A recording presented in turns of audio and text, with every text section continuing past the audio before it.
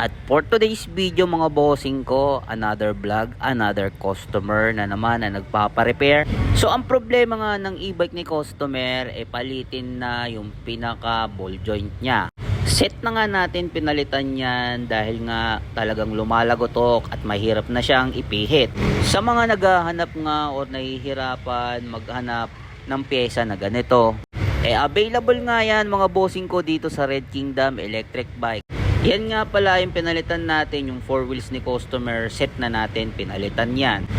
Dahil nga mahirap nang pihitin at lumalagotok na, sobrang hirap na talaga niyang iikot. At agad-agad nga nating pinalitan niya nang sa ganon ay bumalik yung pagka-smooth at pagkaikot ng unit ni customer.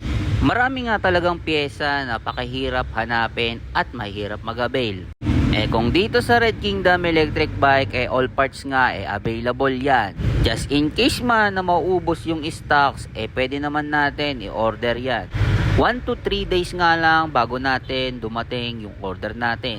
Lahat naman ng pyesa meron tayo dito. Kumbaga one-stop shop nga, kumbaga. Kaya nga sa mga may 4 wheels dyan na medyo malagotok na at nahihirapan ng ipihitin, sugod na sa Red Kingdom Electric Bike, all parts available yan. After nga natin ma-install yung bagong ball joint ni customer, agad-agad nga niyan tinesting kung okay na at smooth na yung pagpihit ng steering wheel niya.